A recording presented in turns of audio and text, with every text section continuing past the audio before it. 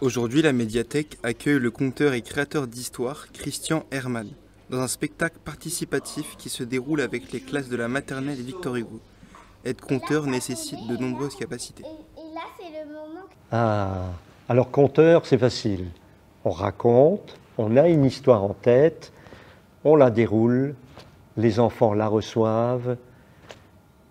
Créateur d'histoire, c'est autre chose. Ça veut dire qu'il faut tout à coup inventer une histoire. Alors, inventer une histoire, là, du coup, je vais me servir du théâtre d'improvisation. Le théâtre d'improvisation, c'est génial.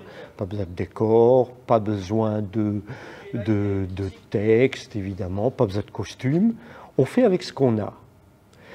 Avec ce qu'on a, vous avez vu l'expérience d'aujourd'hui, les enfants amènent des petits objets de leur choix. On rassemble ces petits objets et, en fait, l'objet est le départ de l'histoire. Et ben moi, j'ai su tout de suite, j'ai une histoire en tête tout de suite. Et ça, c'est bien. Parce que sinon, c'est comme la page blanche quand on écrit quelque chose. Ça angoisse. Mais si on a un objet, eh bien l'objet, si par exemple c'est, comme on l'a vu tout à l'heure, une petite roulette pour découper les pâtes en pâtisserie, eh bien du coup ça peut devenir un rasoir, ça peut devenir une brosse à dents, ça peut être une petite souris qui essaye de se sauver. Et là, tous les enfants s'assemblent parce qu'ils sont curieux de savoir ce qui va se passer. Et moi, je leur explique qu'effectivement, ça c'est le départ de la situation. Mais après, il faut qu'arrive un problème. Dans toutes les histoires, il y a un problème. Dans le cas du bébé qui est dans mon bras, le problème, un problème classique, c'est que le bébé, il a fait pipi sur le papa. Et que le papa, il n'a pas l'habitude qu'on fasse pipi sur lui. Il dit « Oh mon bébé, maintenant c'est tout mouillé, qu'est-ce que je vais faire ?» Alors les enfants, ils disent « Ah, il faut t'essuyer, il faut prendre une douche, on ne va pas le dire à maman. » Et hop, je rebondis sur toutes les suggestions que j'attrape à la volée. Et puis après, on va dire « Oui, mais maintenant, maman, elle va rentrer. » Il y a quelqu'un qui veut faire la maman. Évidemment, il y a toujours une petite fille qui dit « Moi, je veux bien être la maman. Hein. » Et la petite fille, elle va être la maman. Et puis, elle va ou me gronder, ou me comprendre et être dans l'indulgence. Peu importe, tous les scénarios sont ouverts. Et là, ça a tombé, et là... Le théâtre d'improvisation est un style où l'on peut utiliser l'imagination des enfants et développer une histoire personnelle.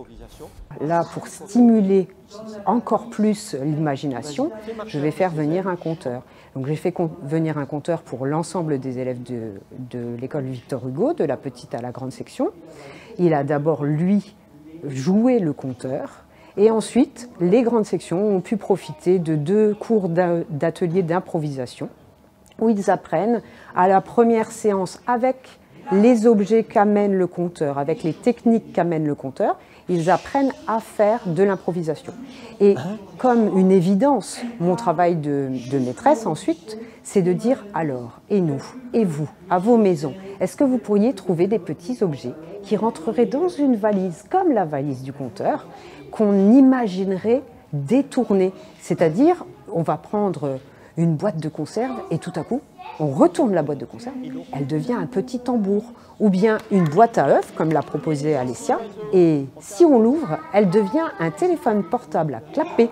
Et si on appuie dans les petites alvéoles de la boîte à œufs, eh bien ça devient des touches. Et avec ce téléphone boîte à œufs, mais on va appeler la police, bien sûr, qui va se déplacer avec une assiette en carton en forme qui va devenir son volant, qui va placer sur sa tête une brique de lait et pimpon, j'arrive tout de suite pour régler les problèmes de petit théâtre d'improvisation. Bien souvent, le théâtre n'est abordé qu'au collège. Encore une fois, on peut assister à une ouverture d'esprit des plus totales pour affronter la vie. Professeur un jour, professeur toujours. Monsieur Herman a beau être en retraite de professeur des écoles, il a bien décidé de ne pas quitter les planches de l'enseignement.